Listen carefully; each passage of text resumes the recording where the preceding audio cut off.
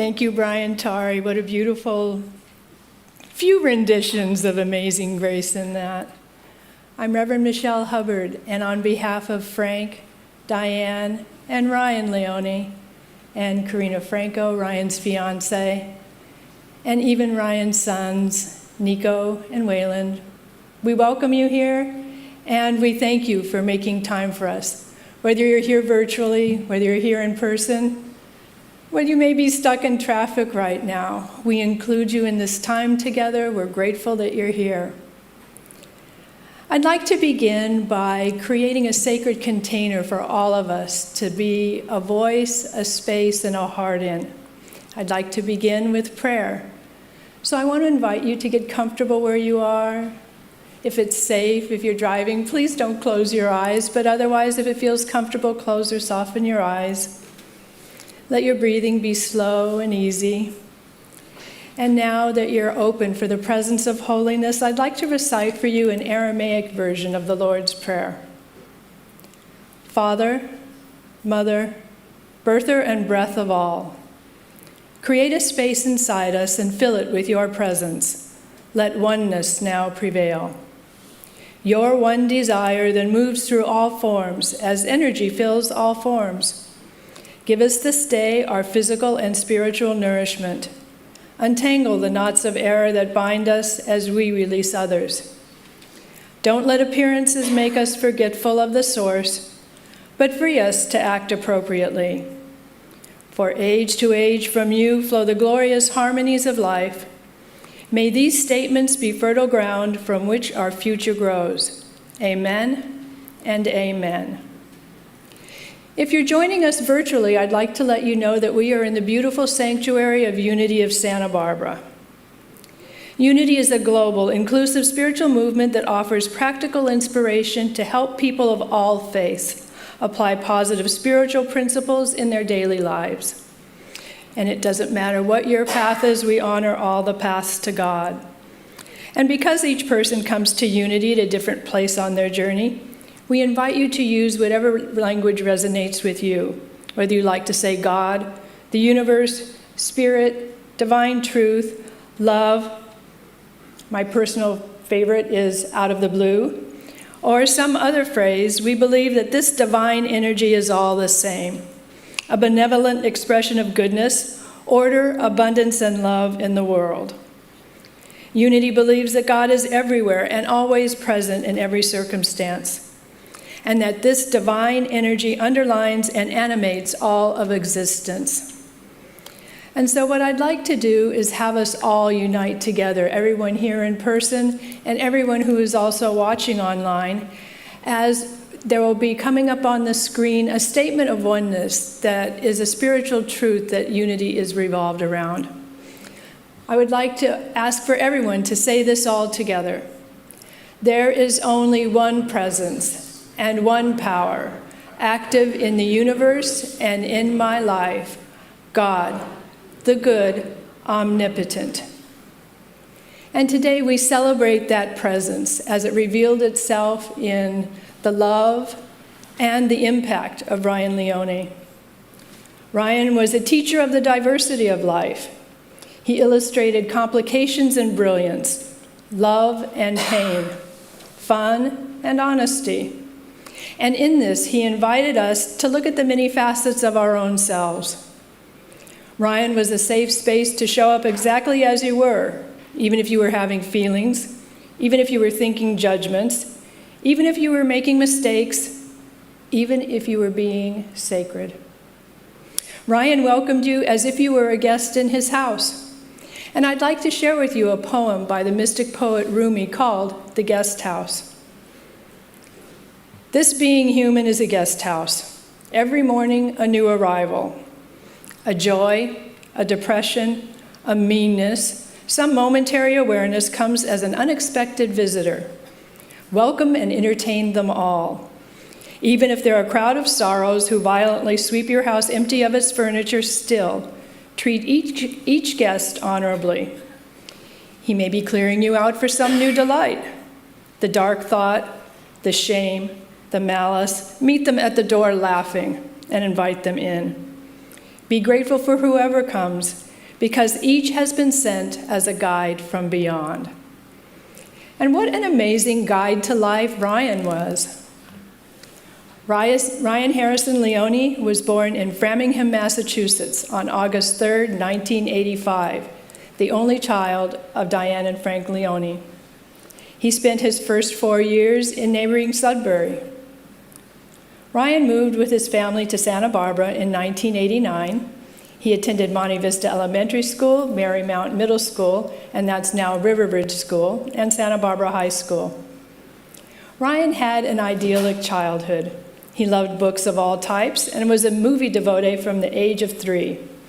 And even at 3, he could recite long passages from his then favorite movie, Ghostbusters. He began writing as a hobby, and at the age of 9, won first prize in a youth writing contest sponsored by Barnes & Noble.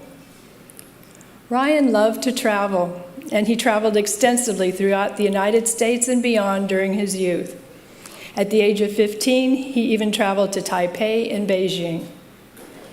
He was a devoted animal lover, especially dogs. He had 2 labs, Bogey, aka Humphrey Bogart Leone, and Brava, and currently a 9-month-old German Shepherd named Cubby. The last 22 years of Ryan's life were compromised by drug addiction. Although he fought his addiction gamely, long periods of sobriety were intertwined with periods of use. Between the ages of 15 and 34, Ryan spent a cumulative 8 years incarcerated, all for nonviolent drug-related violations. During one such prison term, Ryan wrote a novel entitled Wasting Talent. Self-published, the book has sold approximately 400,000 copies and provided Ryan with considerable international renown. In recent years, Ryan turned his experiences as a user and inmate into a large YouTube and Patreon presence, attracting tens of thousands of subscribers. Many subscribers have credited Ryan with helping them manage their own addictions, which was Ryan's primary objective. In recent years, Ryan established several nonprofits dedicated to providing more widespread availability of Narcan, which is used to treat opioid abuse, and to address prison reform issues. At the time of his passing, Ryan had numerous projects near or at completion. His second novel, Anti-Heroes, is complete and in the editing phase. A documentary of Ryan's life, Idiot Savant, The Tortured Life of Ryan Leone, is ready for release.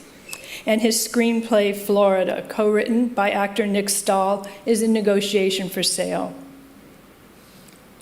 Those who knew Ryan valued his incredible creativity, his storytelling ability, his commitment to progressive politics, his sense of humor, his loyalty, his sensitivity to those less fortunate, and his inherent kindness.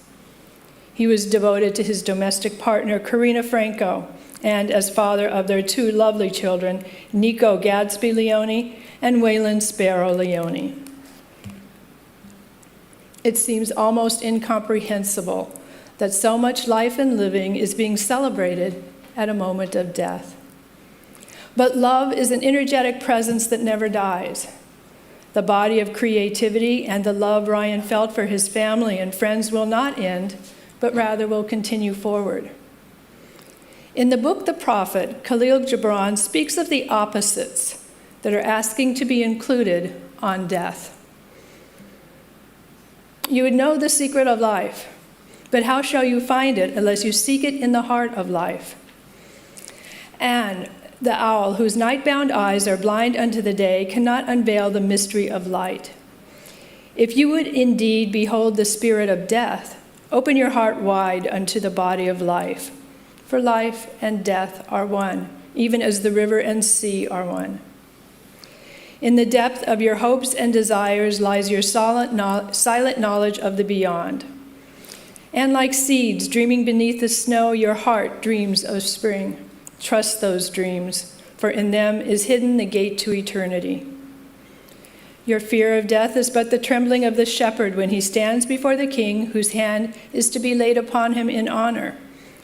Is the shepherd not joyful beneath his trembling? that he shall wear the mark of the king, and yet is he not more mindful of his trembling?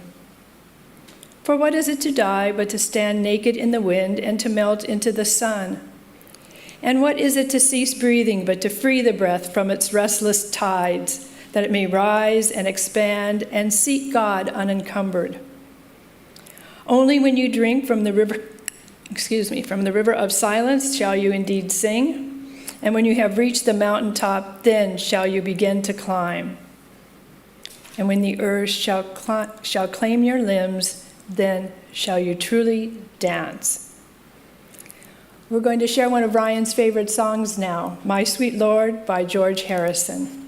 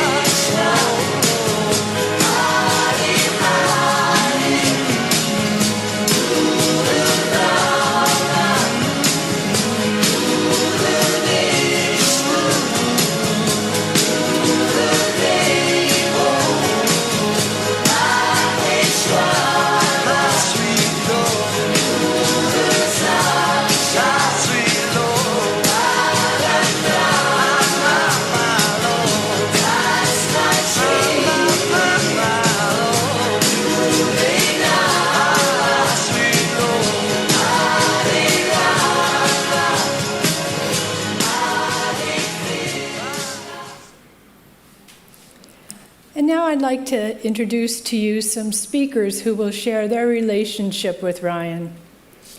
First is Michael Mushland from New York, New York. Michael is a family friend who has been close friends with the family since he and Ryan's father met when they were college classmates. He is a nationally known author, speaker, and activist for criminal justice and prison reform. He was very close to Ryan.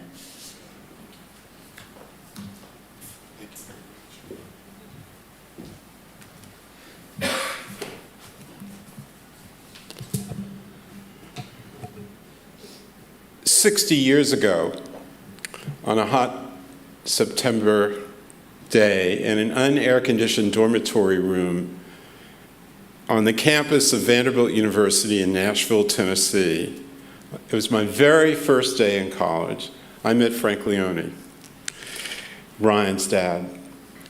We were an unlikely pair.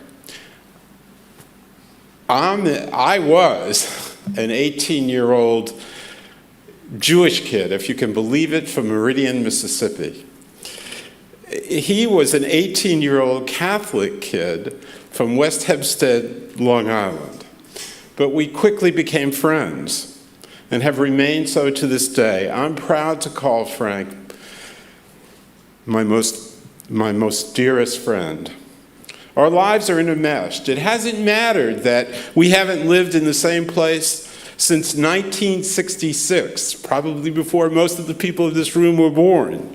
42 years ago, I attended Frank's wedding and met Diane, Frank's wonderful wife. For the last 4 years, Diane has been a cherished friend. Frank and I both became dads at the same time. Ryan was born in the summer of 1985, and so was my son, Rory. Ryan attended Rory's bar mitzvah and afterwards romped with him in New York's iconic Plaza Hotel at the foot of Central Park. Afterwards, the next summer, Rory visited Ryan and stayed with the Leone family in Santa Barbara, the first time we let him out of the house. Over the years, Frank and I have shared the roller coaster ride of parenting. Frank was a great help to me when one of my sons passed through a dark, frightening period. I did my best to help Frank as he confronted Ryan's struggles. My involvement increased when Ryan was thrown needlessly into America's ugly, heartless, punitive prison system. Later, when Ryan was cast into solitary confinement, the greatest shame of a shameful system, there to be tortured by extreme isolation, I felt anger. I felt helpless. Yes, Ryan was entangled and snarled in the grip of addiction. Yes, he spent years in the belly of the beast. But neither imprisonment nor substance abuse overcame him. He lived, he thrived, he exposed, as only a brilliant observer can, the madness of a system that treats addiction as a crime. When Ryan died much too soon, we lost a giant. Ryan Leone was an artist who put in words the truths that we know but cannot speak. He used his massive talent to speak to people lost in the throes of deadly cravings. He spoke to the imprisoned. He spoke to people who feel alone and unloved. He spoke to them with humor, great humor, with compassion, great compassion, with truth. God knows he never shied away from the truth. With authenticity, mixed in with a little razzle-dazzle, and with an astonishing storytelling ability. Over a half century ago, a similar talent drew me to Frank, whose stories left me mesmerized, left me crying, left me wanting more. Ryan took that bequest from Frank, and he took it to a higher level. With it, he connected with people who believe that no one cares, who think that no one understands, who are convinced beyond argument that no one shares their fears, their joys, their terrors. Ryan gave these people their dignity back. His work continues to give them hope.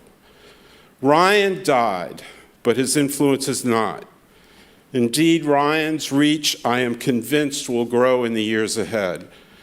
I am also convinced that long after we are all gone, Ryan's voice will be heard.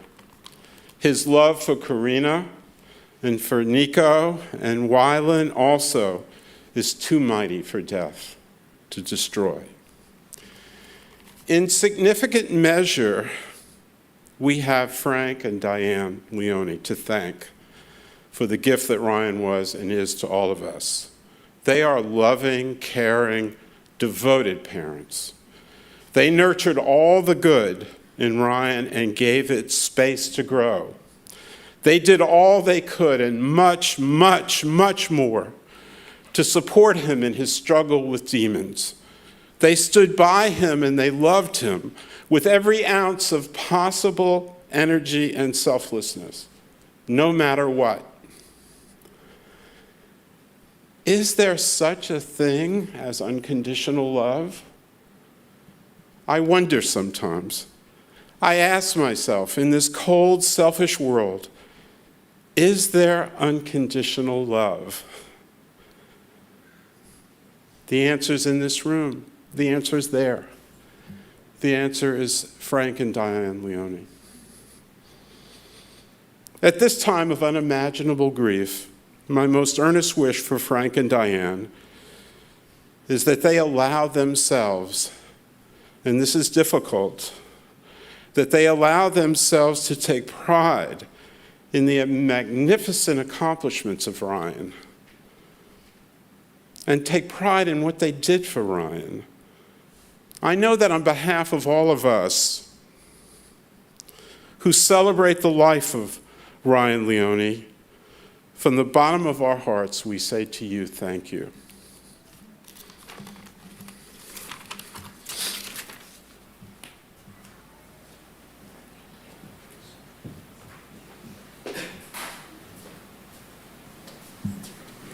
And now I'd like to introduce Ryan Romneyrace from Baraboo, Wisconsin. Ryan was a fellow inmate of Ryan Leone's in Oxford, Wisconsin. He served for 14 years and was a massive influence on Ryan's then path to sobriety. Ryan?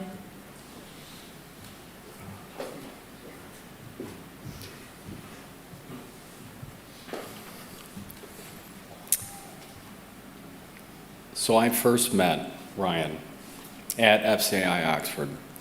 I had been there at that point, I think, 10 years. And we're working out, and Ryan comes up and he wants to work out with us. And he says, Ryan, can you take me under your wing, kind of? Can you get me in shape? Can you give me a different version of myself? Can you help me out? And I said, no. No, I'm sorry, kid. Can't do it. And so he was persistent, though. If Ryan was anything, he was tenacious, right? So he would come back maybe a couple times a day. I would cross his path, like, what about now? You know, let's talk about it. Will you consider it? And in time, I gave him a workout. I said, go and do this. If you do it for 90 days, I'll consider it. That's not a yes. I'll consider it. And he actually did it for 90 days. He did this little workout I gave him. And I said, okay, true to my word, I'll talk to the guys and we'll let you in. And so I think his first exposure to working out and being mentored by the people that were in this particular group was his first real steps to taking personal accountability in his life for the choices that had brought him there versus being a victim or seeing himself as a victim of the system. He knew that there were shortcomings in the system for sure, but instead of focusing on those, he focused on self and what he could do for himself and make himself better.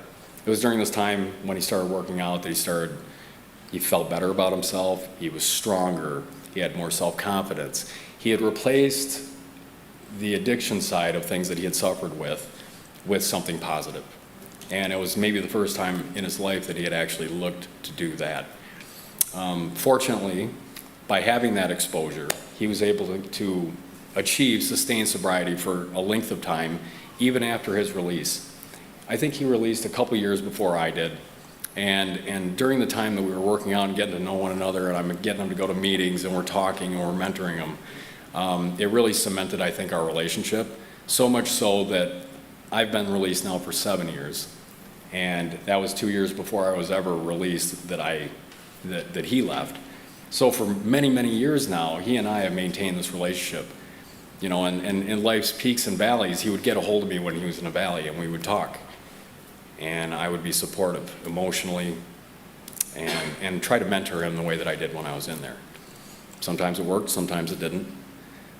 But when he had reached another peak, he would get a hold of me and we would celebrate that victory, that latest new victory, and it was great. And so at a distance, I'm in Wisconsin, he's in California, and we never actually, in all this time, were able to catch up face to face until last year. Last year he came and he was working on a project, and he did come to Baraboo, Wisconsin, little Baraboo, Wisconsin, and come and spend time with me. I can't say enough about him. The encyclopedic knowledge he seemed to have and possess of the people that he worked with or was going to work with. He could cite chapter and verse of their body of work, and I know that about him. He loved to create, and he also reveled in being able to celebrate the things that his friends or family or associates were creating.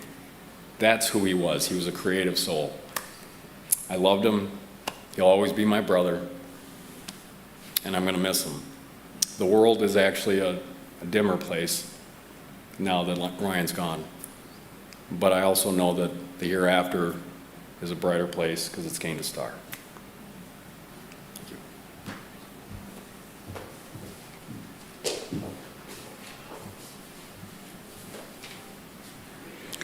And now I'd like to introduce to you Jim Ulls from Los Angeles, California. Jim is a decorated screenwriter and author whose many works include Fight Club, which was later made into a highly successful film. Jim was an influential professional colleague of Ryan's and one of Ryan's primary mentors.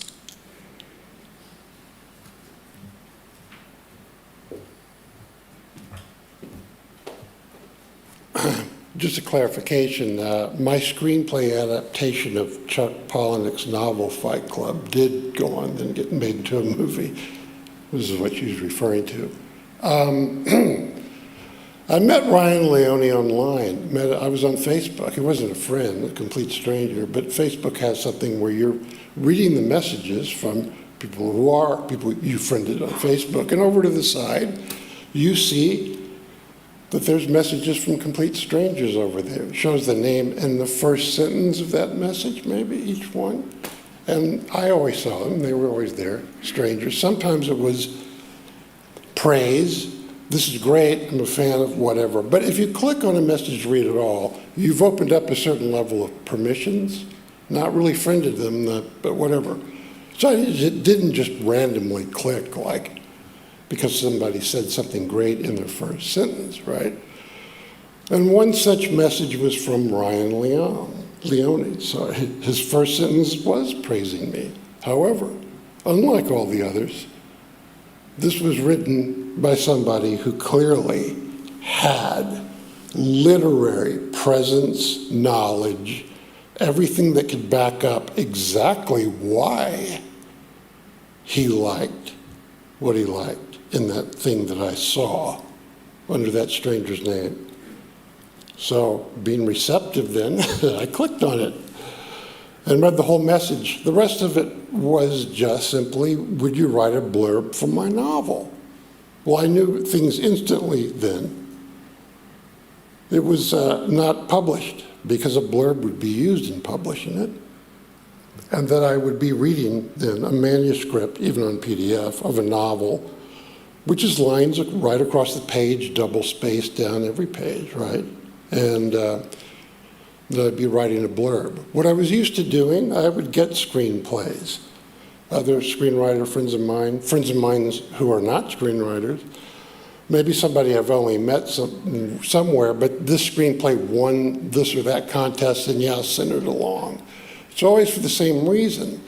I will then respond in some way that carries, a full reaction. If it doesn't have suggestions on changes, it's still not just, it's great, no notes. It's like, let's hear what your impressions are. And that's not really it. I'm a slow reader. The screenplay is 120 pages. It's certainly not all filled up because there's different margins. And I read them more slowly because then I reread parts, and I might read it all again because I'm going to be formulating this response. And while I formulate it, maybe stop, start, I'm just keeping a file going and typing what's coming to me. It might be the equivalent of 3 pages in an email of all that, right?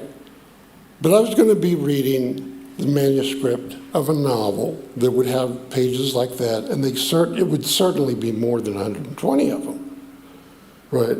And then I would be forming all of those thoughts and summarizing that into 2 sentences. 2 good sentences, by the way, a blurb. George Bernard Shaw once apologized near the end of an extremely long letter. I'm sorry I didn't write a shorter letter. I didn't have time. It's a universal truth. Putting all of that into 2 sentences? Okay. I sent him my email address. I'll just let him know that there were certain things I'd be reading before that. And he sent it. And I did get to it. And I started reading it. And however long it took me, going back, whatever, one thing's for certain, when I started reading it, I didn't stop until I finished it. That's a fact. In fact, even before I finished it, it was manifestly obvious to me that this was a major literary accomplishment. That in fact, my reading nonfiction books and knowing Chuck Palahniuk's novels and everything, I don't know what's going on really in literature right now. So I just kind of studied it up, and the movement called transgressive fiction that Chuck Palahniuk is in, well, this is a star example of that period. I knew it. So somehow I eventually was able to distill all my thoughts into a 2-sentence blurb, which actually wound up being one. I like those 2 sentences. And I emailed Ryan back, not only with the blurb, of course, but with a lot of other stuff, basically opening up a friendship. And I got an email back like that. What happened over the 6 years after that is that a friendship developed that got more and more affectionate until it was simply 2 people who loved each other, who signed their emails, Love Jim, Love Ryan, for the past 2 years of it. All of it, all of that, from stranger all the way through, without meeting in person, right? And incidentally, another friendship, because it developed just with me and Karina. When Ryan was in prison, there were emails. No, it wasn't just information or accounts of what happened or how to do something. It was actual commiseration of our emotions about what's happening to him. All without meeting in person. Okay, there is one exception of 3-hour nights during the night, okay, in Santa Monica, an outdoor restaurant. Well, it simply confirmed what I knew by then, maybe a year into this, to be a fact anyway. I'd seen pictures that, yeah, they were the most beautiful couple I'd ever seen. And secondly, they were both each the individuals. I full well knew them already and was friends with them for being. Okay, there was that. But everything else, without being in person. It's amazing to me. If it was anybody else, really, God, I'd be surprised, except it's Ryan Leone, and I'm not surprised. In fact, I met 2 people through him, the person who spoke before me, Ryan Romneyrace, and somebody who's coming up, Seth Ferrante, right, from Ryan, of course online, and some communication, and I believe maybe photographs. But until this day, we've never met in person. And that's not a surprise, because it's Ryan Leone. So what did I learn about Ryan Leone over this friendship. Well, at some point, as it got going, we began to work on a project. He wanted me to write just the narration for a documentary he's putting together, actually about himself, using all the videos and whatever he had of himself all the way through his life, home videos and everything. And that got up to a certain point, and then all knowing there is a date coming up where he will begin to go into prison and serve a sentence. And this certain amount of things that he needed, not finished by me, but himself, basically cutting together what's going to be used of that all the way through, because of at least my rough version of a narration had to be done. Then I could just refine it if I wanted to, then it would be recorded. But before he stepped in prison, the deadline was that would all be cut together, right? Well, I mean, he started to add the extra things that he was going to do before that, and things got really weird. And I just simply talked to him like I always did, understanding, trying to understand. Eventually hearing some preposterous things that I knew full well weren't true, but, I kept a good positive relationship with him all that time. And then he was incarcerated, and there was the contact between Karina and I telling me about all that. And then after that, there was like a new iteration of the same documentary idea. Still use all these videos from Ryan's life and wherever they were. And the criteria for picking a clip was this. We both knew it. Let's say it's about when Ryan was 21. Doesn't look very good. He's an addict in the video, and we talking about it. He says, "Yeah, it really shows me in a dark light, doesn't it?" Yeah, and he said, "Good, we'll use that one." The other kind of thing we would decide is we'd see basically the opposite. He'd be much younger, maybe with friends, whatever, and adults, but everybody was happy. It was just all just as sweet as it could possibly be, which he would comment on and simply say, "Yeah, it is that, isn't it sweet?" And yeah, but they said, "Good, it'll be such a stark contrast to what's coming. We'll use that one." And that's how the clips were decided. Well, Ryan,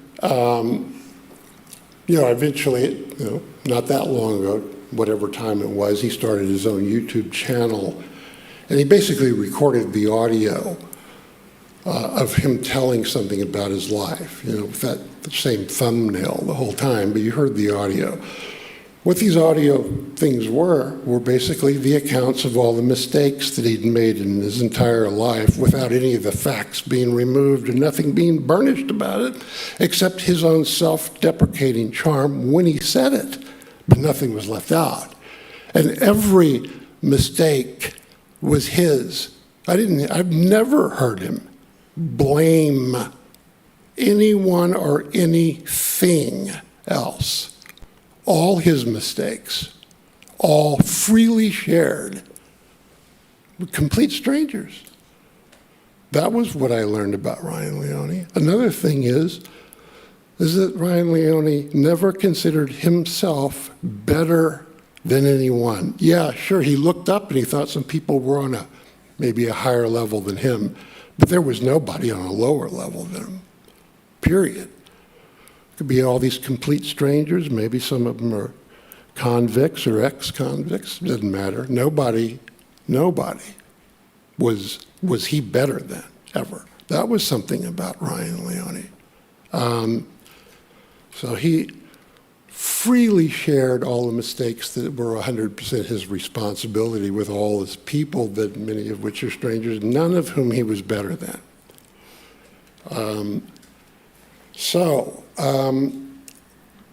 While he was in prison, this is a very interesting thing about him as well. Karina gave me the instructions of how I could send him something. You send it through the system directly to the prisoner, like to Ryan Leone, right? With this one way of doing it and everything. She said, "Yeah, do that, and here's the name of the prisoner you're going to send it to." What? Because it will assuredly get to that prisoner, so why am I?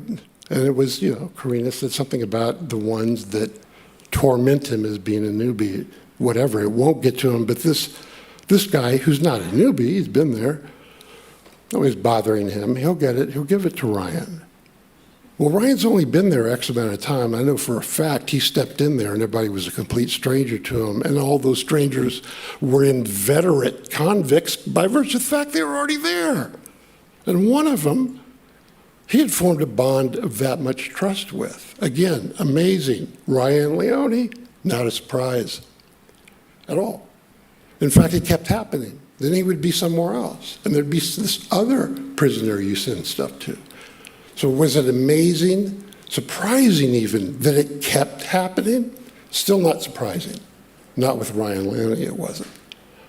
And what did happen, I imagine, my mind maybe, in the process of them becoming close, that this prisoner thought, maybe I'll take a pen, put it to paper, and maybe I'll create something, and maybe wrote just 2 sentences that might have been autobiographical, might have been the beginning of something he's making up, and then could just simply show it to his buddy Ryan, who would then read it and talk to him as an absolute equal, even as an absolute equal writer to this person.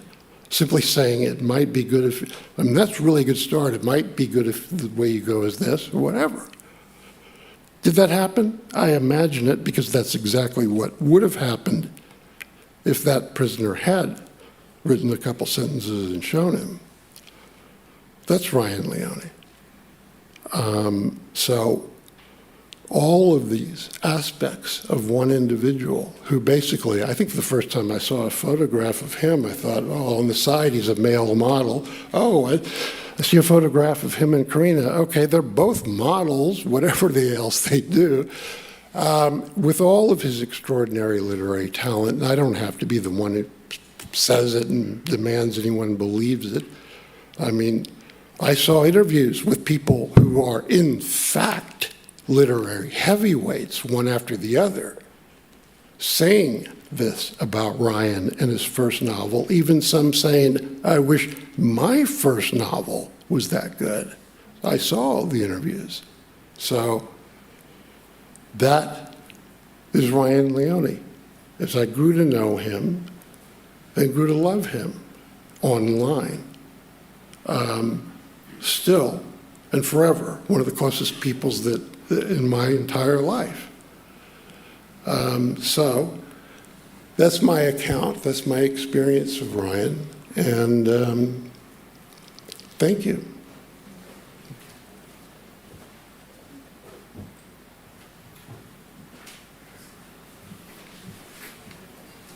What a journey. Now we're going to hear from Taitlin Duria, whose maiden name is Corral. Taitlin was a classmate of Ryan's at the Marymount School in Santa Barbara. Taitlin, as well as many others from their close-knit class, remain friends with Ryan up to the present.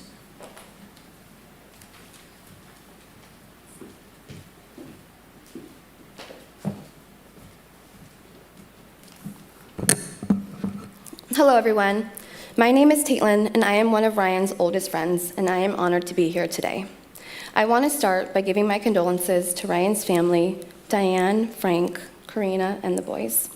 It goes without saying, Ryan was a special, wonderful person. I have known Ryan's family for most of my life. I met Ryan in the 6th grade, and we instantly became close. I was the lifer at Marymount since preschool, and he was the cool new kid who knew how to skateboard. Ryan started hanging out with me and my best friend, Brenna, and the 3 of us were pretty much inseparable the way pre-teens are. Three-way phone calls after school were part of our nightly routine. We would stay up, watching MTV's TRL, waiting for the #1 song of the day. If we weren't at his house hanging outside on the Swen, we were together at a friend's house or walking around downtown together. We learned a lot from Ryan, mostly about skateboarding. I'm pretty sure he invented finger skateboarding. And in case you didn't know, Ryan had the softest, sweatiest hands, which gave him a real advantage. Before he was he was a seriously pro finger skateboarder, and he started out using sharpened down pencils before tech decks were a thing. On our camping trip to El Cap, we finally begged him enough to teach us how to skateboard. He never complained, even though I'm sure it was annoying trying to teach a bunch of girls how to skateboard. But again, for him, it was just about making us happy, and he was the real definition of a best friend. As I have reflected on our friendship and his life these past few weeks, a few memories came to mind. I remember we went on a class trip to Monterey, and we had a blast. I have about 1,000 pictures to prove it, and this is back when disposable cameras were a thing, so you can only imagine how many of those needed to be developed. The highlight of the trip was not the aquarium, but the crazy, not to mention really unnecessary, bright yellow raincoat Ryan decided to wear. Another story that stands out is when Jonathan and Ryan took a bus to Brenna's house on the Mesa, and they didn't ask for permission.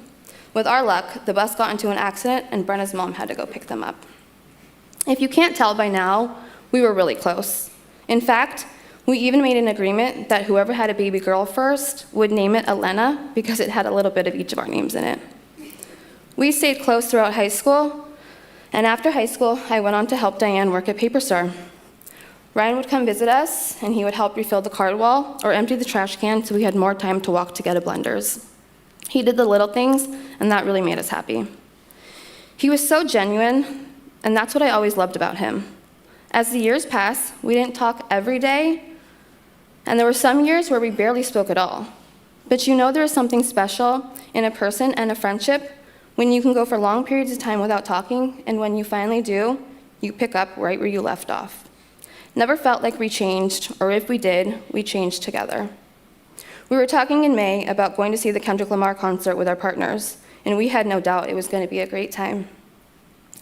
To go from childhood friendship to adulthood is something really special. I feel fortunate to be part of his life and for him to be part of mine. I am so proud of him for what he did with his time here. He found the person he loved, he became a father, and he made an impact on so many people's lives.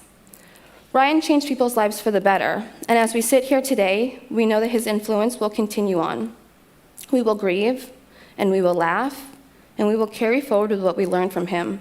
His spirit lives on in us, and that means that he will truly never leave us. Thank you.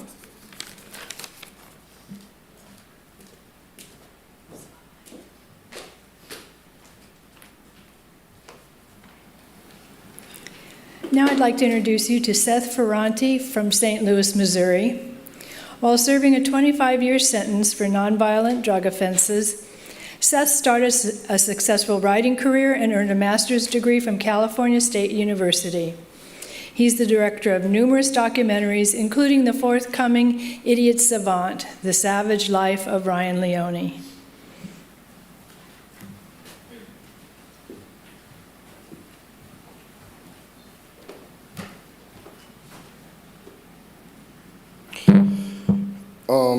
Yeah, what's up? First off, I just want to give my deepest sympathies and condolences to the family and to Karina and the kids. You know, I mean, I've been a part of Ryan's life since I got out of prison in 2015, and I've been, you know, up and down on the roller coaster with him. You know, as he succeeded and you know, as he, you know, failed and. I mean, it's been a struggle. I know it's been a struggle for him. I know it's been a struggle for his family. I know it's been a struggle for Karina, you know, and the boys. But, you know, even guys like me and Ryan and other guys, you know, it's been a struggle for us too. Because, I mean, here's this kid, this person, you know, I mean, beautiful soul. I mean, super loving, super creative. I mean, he just had this spark of life in him. It was like, you know, you just want to be around the guy. And even though he would mess up all the time, you know, you still see the best in him. And it's like all the time, you know, it's like he would get you to that point. And anybody that knows Ryan is close to him, he gets you to that point. It's like, do you want to like cut this dude off? Like you want to cut him off. But at the same time, you can't. You can't cut this guy off. I mean, what is it about? I mean, so many times, like I talked to Ryan and Karina a bunch of times. I'm like, man, I don't know. What am I going to do? I mean, I gave this dude like 25 chances, you know, but I mean, he just had that thing in him, man, you know, and really, I mean, I saw Ryan like a little brother. I mean, he was a little brother to me. He had a lot of qualities that I pride in myself. You know, he was relentless. He was creative. You know, he was this amazing writer. He had this amazing drive. He wanted to succeed. The biggest thing, though, I mean, he was a dreamer. I mean, this guy was an incredible dreamer. And I fancy myself as an incredible dreamer. And we would just spend hours on the phone talking about like what we want to accomplish, like in the entertainment world, what we want to accomplish with our writing, you know, with movies, with films. And, you know, I was in the Midwest with my wife when I came in 2015, so I was kind of doing my thing as a journalist and then a documentarian from there. But, you know, he was out here and he would always, like, you know, tell me all these stories. Like, Ryan's hanging out with Johnny Depp. You know, he's like corresponding with Jim Olds, you know, who wrote Fight Club.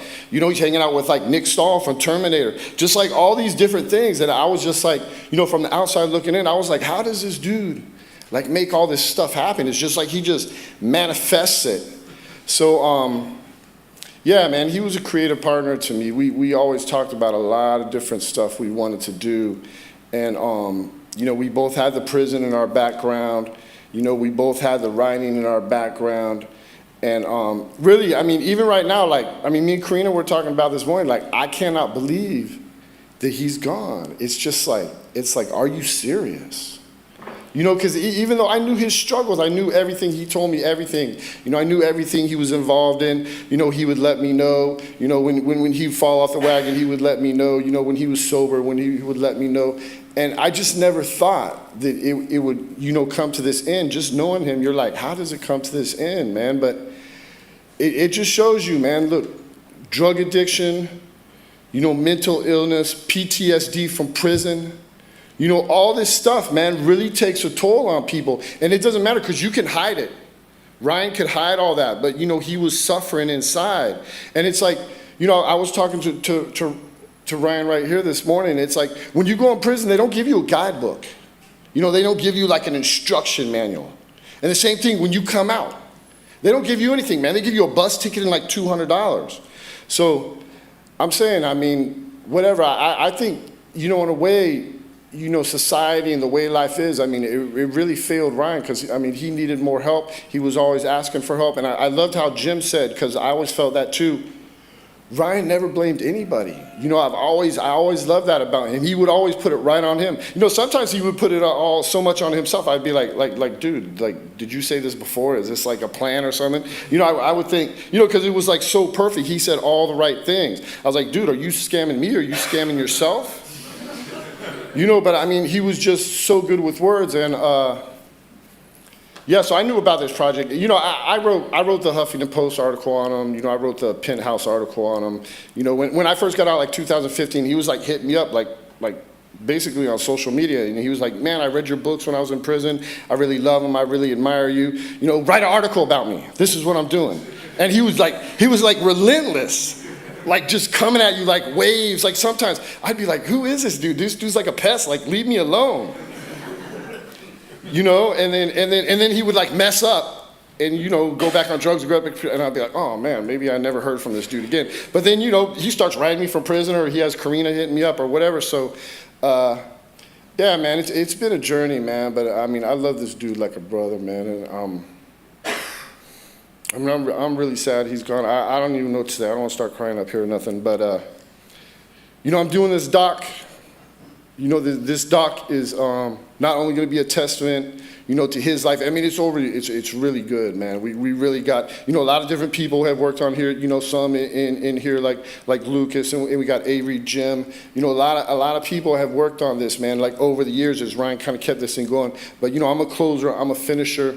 I'm going to finish it. And not only is this doc going to be like a test, and it doesn't have the ending I want. I wanted like the sobriety ending, you know, success. That's the ending I wanted. So, I mean, it sucks. We're not going to get that ending, but still I think his life needs to be celebrated. And also it's a cautionary tale. It needs to be held up, man, because there's lots of other Ryan Leones out there, man. And, you know, we couldn't save him. Well, whatever he did, he couldn't save himself. We couldn't save him. But, you know, if we put this out there, just like, you know, people have been saying, like all his YouTube stuff, his Patreon stuff, man, that helps people by him talking about that stuff. So, you know, I'm going to celebrate his life. I'm going to celebrate his legacy with this doc. But it's also going to be a cautionary tale. And it's going to be like, you know, I mean, this is what can happen. You know, if we don't take care, you know, of people in our society, you know, on every level. It doesn't matter if you're from Santa Barbara, it doesn't matter if you're from the inner city of LA.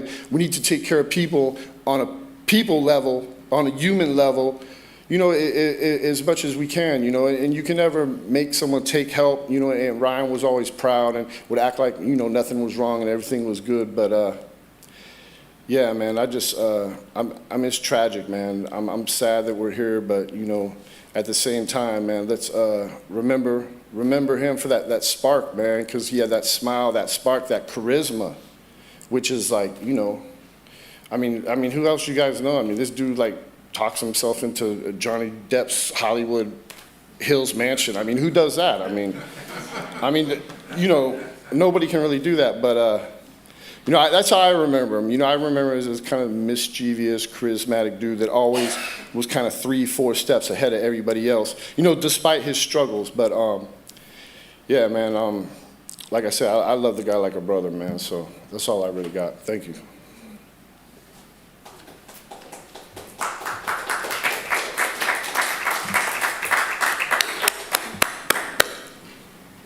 Yeah, applause to all of the speakers. What wonderful facets of Ryan you're introducing us all to.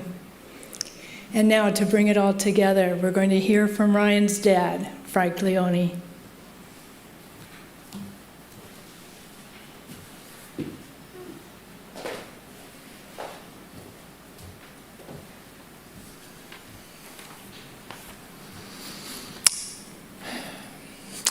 Thank you, Reverend Michelle.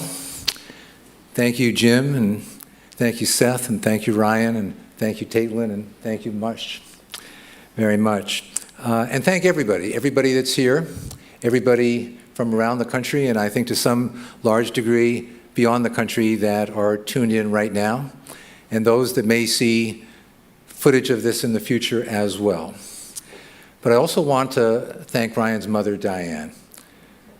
Ryan was an extremely kind-hearted, wonderful person that really cared for those in society that were most marginalized.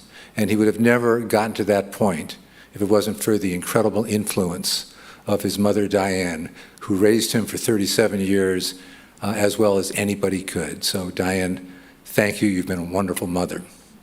And finally, I want to thank Karina very much as well for your loyalty, your dedication to Ryan. Ryan really loved you, and for being such an extraordinary mother to Ryan's 2 young sons.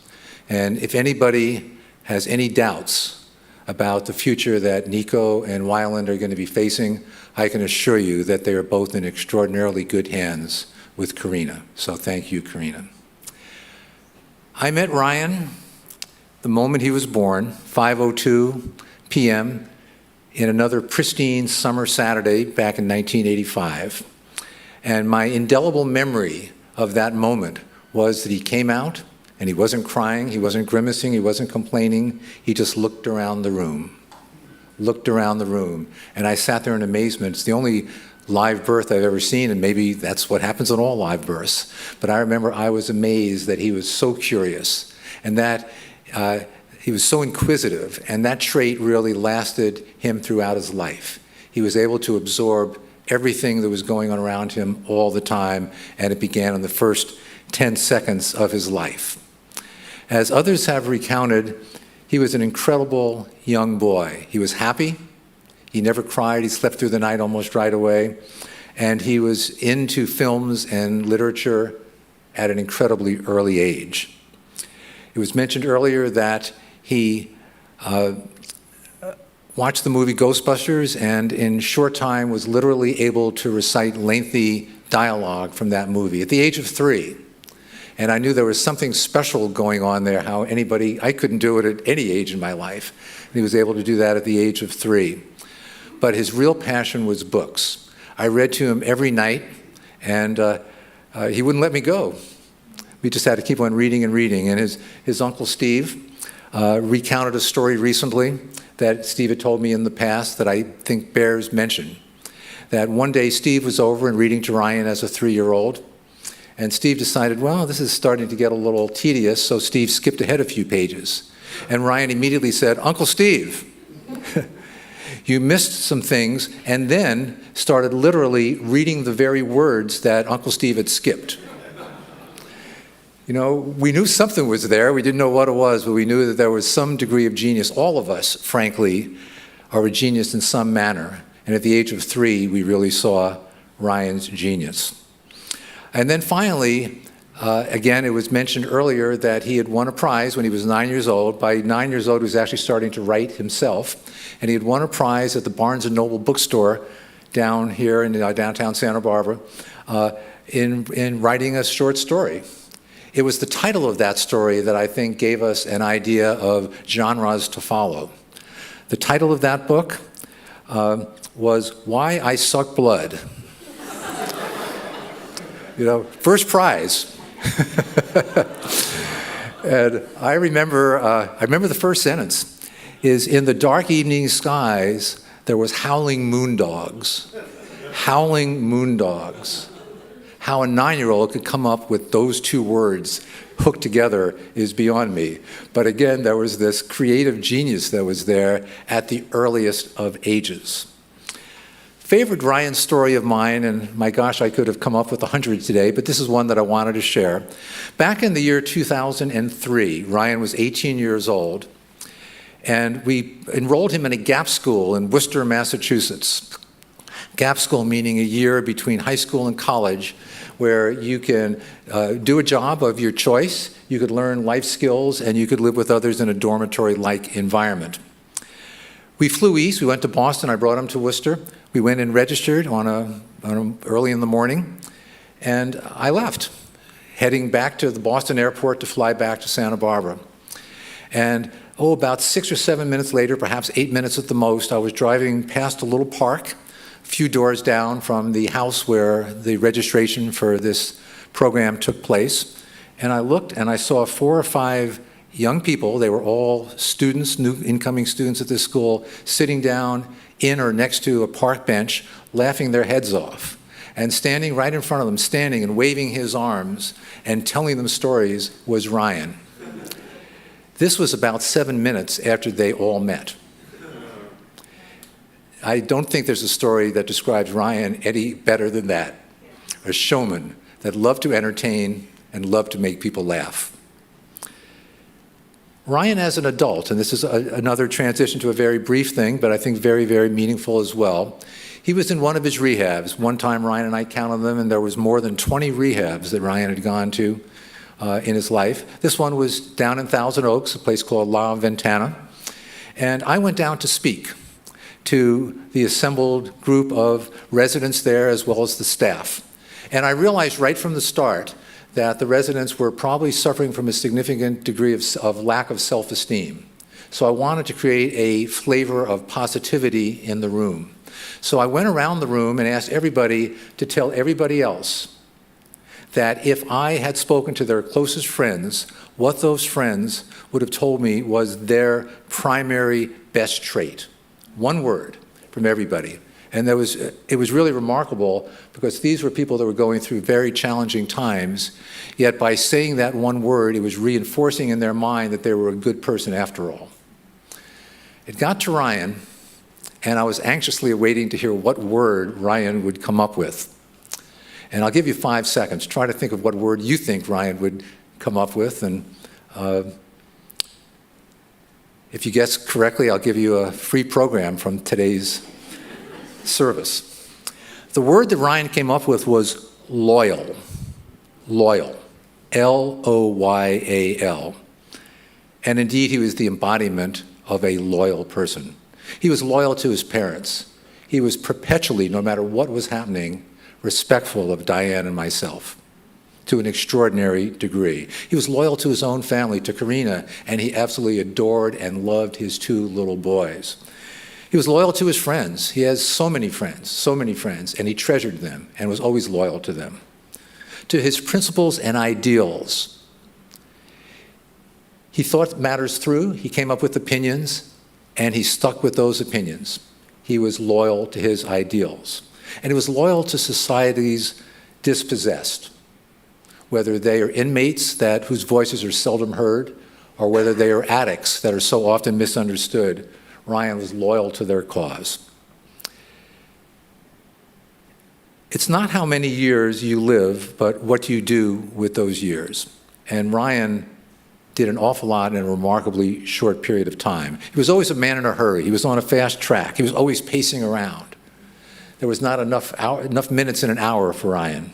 He was an insomniac, for years upon years. He was just so wired up wanting to do things. But I think most importantly, as an adult, he instinctively knew that he could best reach his target audiences not through preaching, not through cogent argument, but by entertaining them and introducing humor into what he did. And indeed, he did achieve an extraordinary, and still has, an extraordinary national and indeed international following. In many respects, I think they can best be summed up as a new age spokesperson for the highly marginalized. Both the inmate populations and the world of addiction were his primary aims because he had been there. There's something that it's a very easy place to go when you lose a cherished loved one, and that's to play the what if game. What if this? What if that? What if I had done this? What if I had done that? But it doesn't work. You have to switch what if to what did, and we really want to concentrate, cherish, and celebrate what Ryan did. And it brings me to perhaps the most compelling story of Ryan's life, and it occurred in 1989, March 1989, in Tampa, Florida. We were living in Massachusetts at the time, went down to Tampa, and went to Busch Gardens, which is a theme park in Florida. And we went to this exhibit, which was really isolated from the rest of the theme park. You had to go down a narrow path to get there. Small little exhibit. And Ryan was not a bolter. He was only 3 years old, and he never walked away from us, no less ran away. And all of a sudden, Ryan wasn't there anymore. And we looked in this little exhibit, and he was nowhere to be found. We did not know what to do. So spontaneously, we had to make a decision. And I told Diane, you wait at the entrance, and I'm going to run and try to find him. But I had 3 different paths I could have taken. There was a path to the left, path to the straight ahead, and a path to the right. Each of those surrounded by trees for a good 50 or 60 yards before an opening on the other end. I chose the path to the left, rather arbitrarily, ran down there shouting his name, got to the other side, and there was this large expanse, this large opening on the other side with literally hundreds of people walking around in the area. There was food stands there was other exhibits and the like. And out of the corner of my eye on the far left, pretty far away from us, I saw some woman carrying Ryan, actually trotting, and Ryan was holding a big gulp drink at the time. And I ran through the crowd and got up to her, and I immediately knew when I spoke with her that it was an abduction. She was not relieved to see me. She was petrified to see me. And I had to make a decision at that point. Am I going to do something about this right now, or am I going to get Ryan back to his mother? And the decision that I made was I am going to get Ryan back to his mother because she must be petrified standing there waiting for him. And I also knew that I had no definitive proof that it was an abduction. About a year later, I read in a newspaper, and there was photos there, that a abduction ring was in Northern California in Berkeley, and there was a picture of this woman there. So it was, in fact, an abduction. But the point that I'm getting to is this. This is a different slant on what if. What if I had taken the middle path instead of the left path? But I didn't. What if I had taken the path on the right instead of the path on the left? But I didn't. What if I had gotten to that opening 30 seconds earlier? But I didn't. What if I had gotten to that opening 30 seconds later? But I didn't. What if she hadn't stopped to get him a drink, which I subsequently learned is a common tactic for people that conduct abductions? But she did. It was by a sequence of miracles that we got Ryan back that day, and a sequence of miracles that Diane and I got 37 years of Ryan and not 3. And by the series of those miracles that the world got Ryan as we know him. So when we talk about what if, I'm going to talk about what ifs that played to our favor. And that's the miracle of life that I'll always remember. In the 2 weeks since Ryan passed, that horrible Saturday 2 weeks ago, Diane and I have heard from literally well over 100 different people via phone calls or text messages or emails. And there's been a constant refrain in all of them. Is there anything I can do? And my answer is, yes, there is. I say that to all of you in this room, sitting outside, and all of you that are tuned in through the live stream that is occurring simultaneously with this presentation. You can do something. And I believe strongly that no life is ever lived in vain. That everything that any of us do, and we're all God's children, we all have our good traits and good sides to us, nothing's ever in vain. And that everybody that we touch in some way takes a little bit of us forward to their lives and indeed passes that on to others as they move forward. And I ask everybody in this room that loved Ryan, everybody that is tuned in that loved Ryan, to pick something about Ryan. Pick it. It can be his kind heart. It can be his sense of humor. It can be his dedication to his true beliefs. It can be his love of his children and his partner. It can be any of those things. But that's the one thing that I would ask everybody is to please cherish Ryan in some way by taking something from him and incorporating it into your life to make your life more fruitful as well. In closing, 15 days ago, I was certain that the deceased, in fact, were not capable of looking down at us. 15 days later, I do not believe that anymore. I really believe that deep crises breeds new heights of spirituality. And indeed, I really feel in my heart of hearts that Ryan is with us today, and being the extraordinarily humble person that he was, is overwhelmed by the love and support that is present in this room. God bless all of you here today on live stream or ultimately reviewing a recording of this, and may God bless Ryan.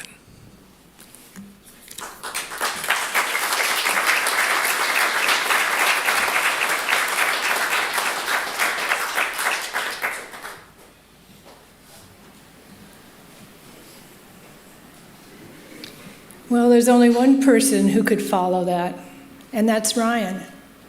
I'm going to read from you an excerpt from Ryan's upcoming book, Anti-Heroes. Bethany was a transgender, but always maintained some level of masculinity. She had a Burt Reynolds mustache. She wore plaid pajamas and oversized hooded sweatshirt. Her green eyelashes were stiff with the same shade as her stringy hair.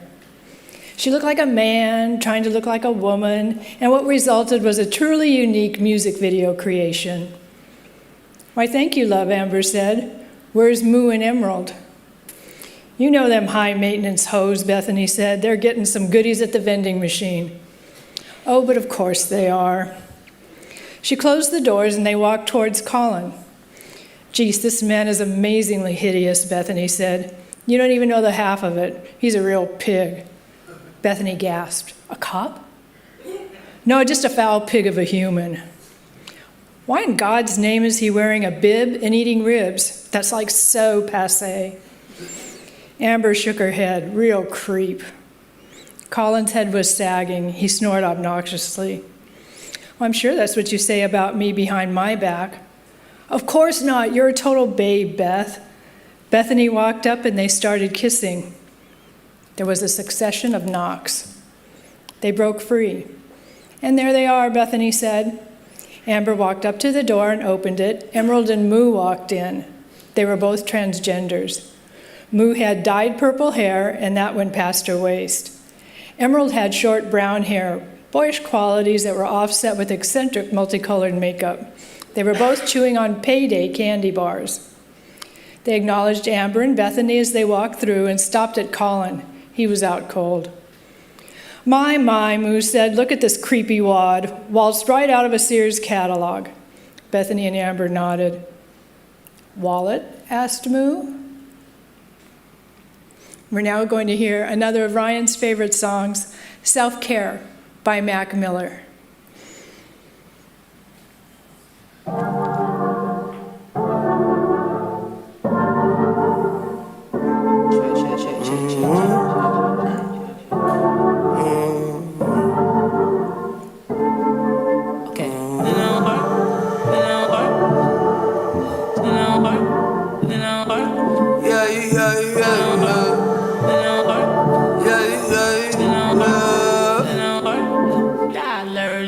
switched to down zone.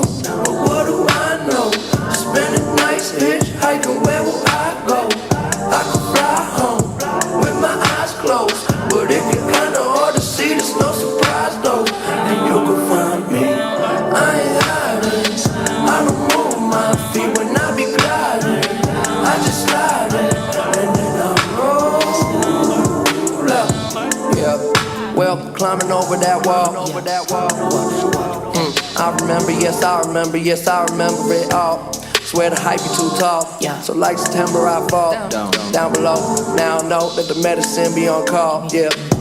It's feeling like you hot enough to melt, yeah. Can't trust no one, can't even trust yourself, yeah. And I love you, I don't love nobody else, yeah. Tell them they can take that bullshit elsewhere. Self-care, I'm treating me right, yeah. Hell yeah, we're gonna be alright. Gonna be alright. I switched to down zone, but what do I know? Spending nights hitchhiking, where will I go? I could fly home with my eyes closed. But if you're kinda hard to see, there's no surprise though. And you can find me, I ain't hiding. I don't move my feet when I be gliding. I just slide it, and then I roll up.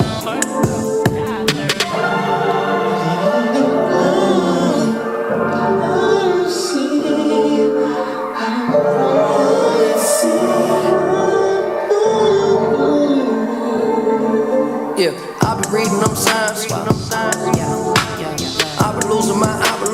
I be losing my mind. Yeah, get the fuck out the way.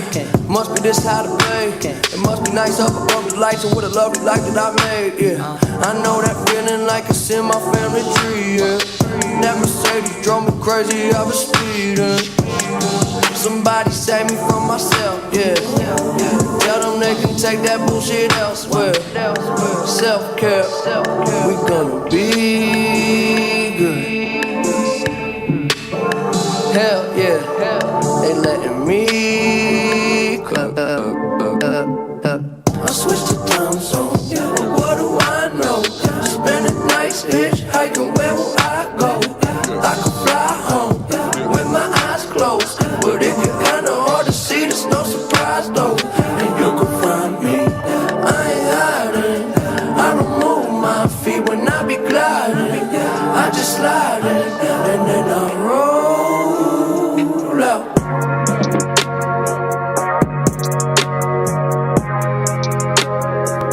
I didn't know, I didn't know. I didn't know, I didn't know. Yeah. Didn't know what I was missing. Now I see a little different. I was thinking too much.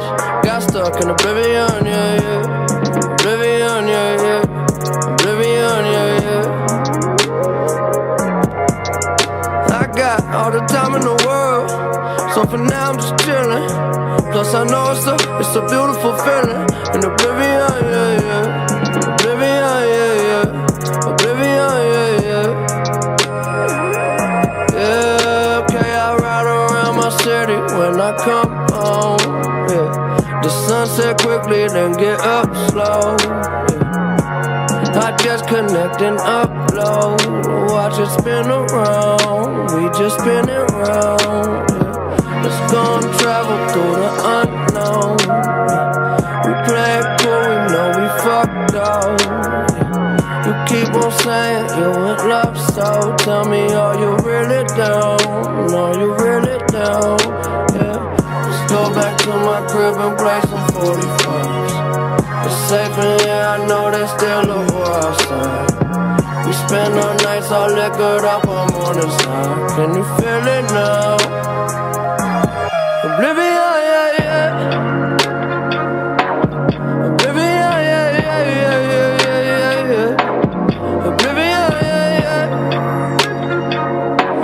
Ooh. I got all the time in the world, so for now I'm just chillin'. Plus I know it's a beautiful feeling. In oblivion, yeah, yeah. Oblivion, yeah, yeah. Oblivion, yeah, yeah.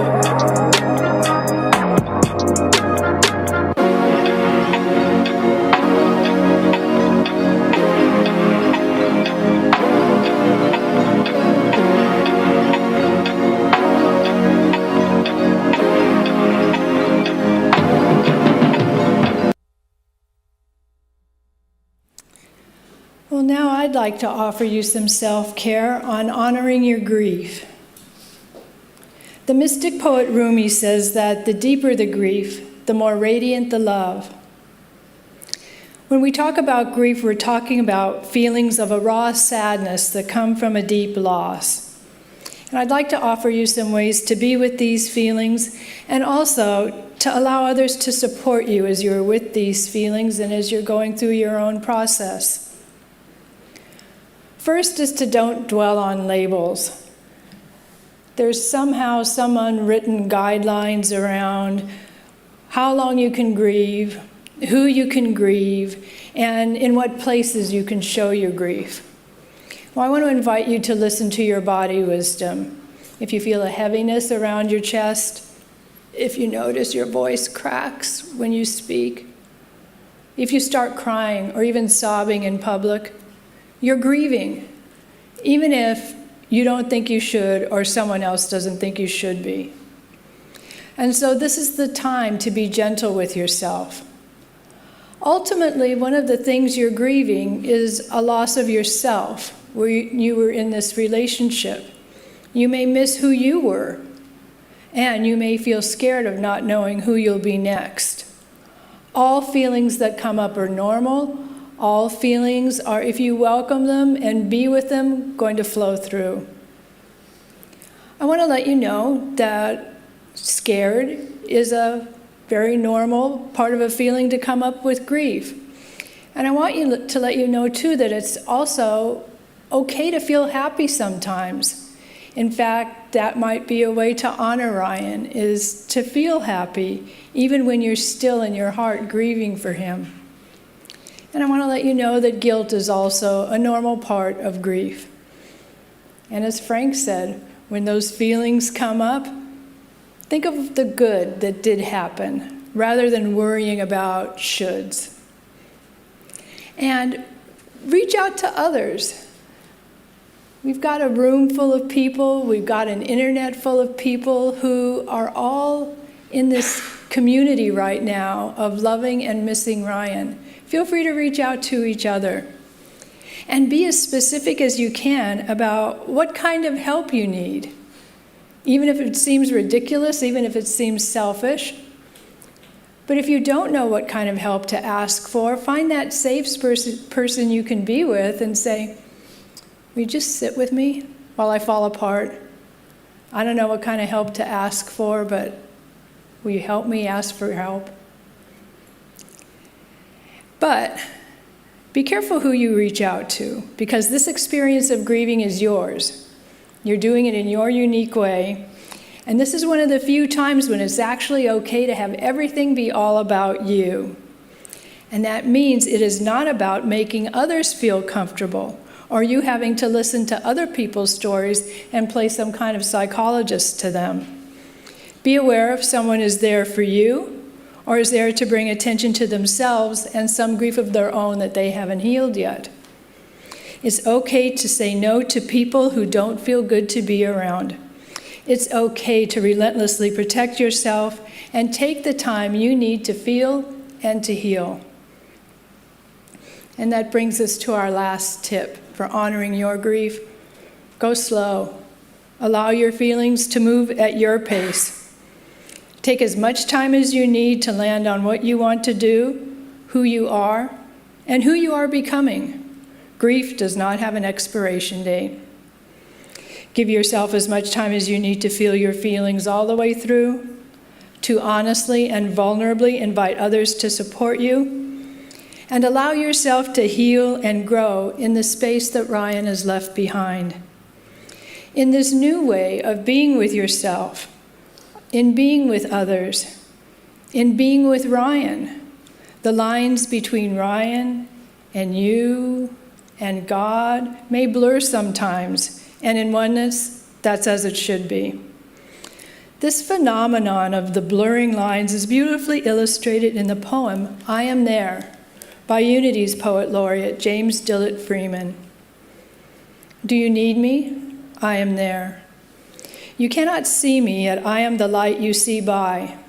You cannot hear me, though I speak through your voice. You cannot feel me, yet I am the power at work in your hands. I am at work, though you do not understand my ways. I am at work, though you do not recognize my works. I am not strange visions. I am not mysteries.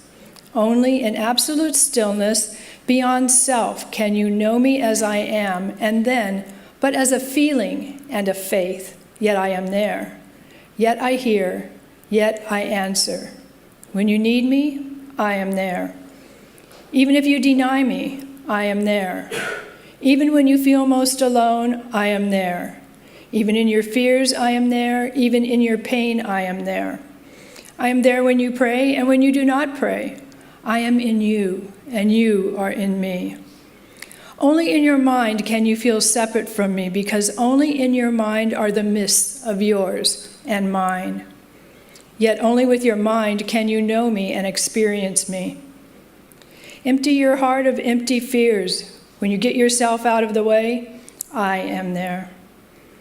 You can of yourself do nothing, but I can do all, and I am in all. Though you may not see the good, good is there because I am there. I am there because I have to be, because I am. Only in me does the world have meaning. Only out of me does the world take form. Only because of me does the world go forward. I am the law on which the movement of the stars and the growth of the living cells are founded. I am the love that is the law's fulfilling. I am sure. I am assurance. I am peace. I am oneness. I am the law that you can live by. I am the love that you can cling to. I am your assurance. I am your peace. I am one with you. I am. Though you fail to find me, I do not fail to find you. Though your faith in me is unsure, my faith in you never wavers, because I know you, because I love you. Beloved, I am there. Our closing song is It Is Well With My Soul, and it's going to be played by Brian Tari.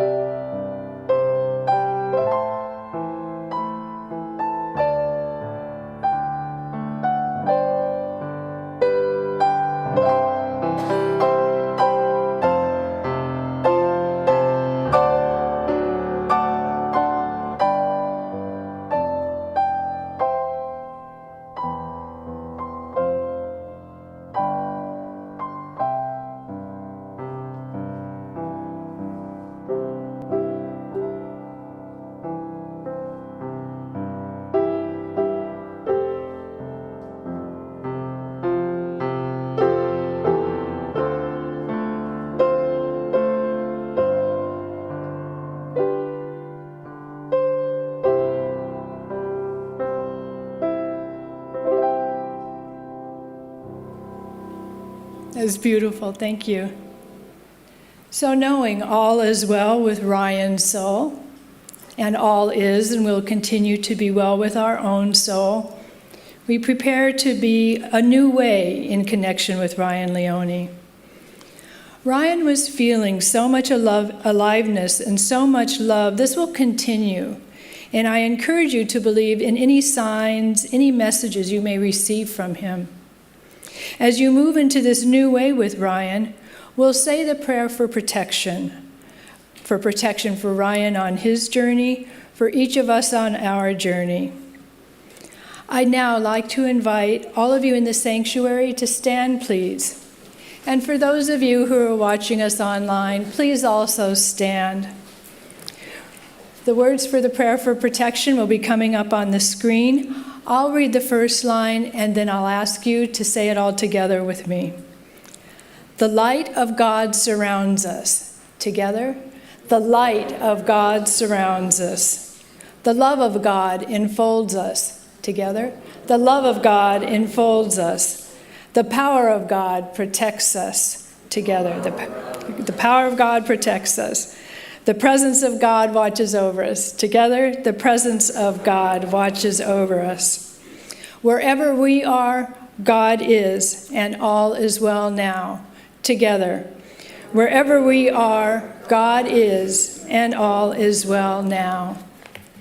We're continuing the celebration of Ryan out to the patio now. There's going to be a reception catered by Tino's Italian Deli. I invite you to begin your next connecting with Ryan, not as a goodbye, but with a thank you. And if any memories of gratitude for Ryan come up, please share them with Frank, Diane, or Karina, because they would love to hear them. I want to thank everyone here for coming in person to celebrate the life, the love, and the impact of Ryan Leone. And I want to thank everyone who has joined us virtually. I want to thank Brian Tari for his beautiful piano playing at the beginning and during the service, and now, as everyone leaves, to continue their love of Ryan. Thank you.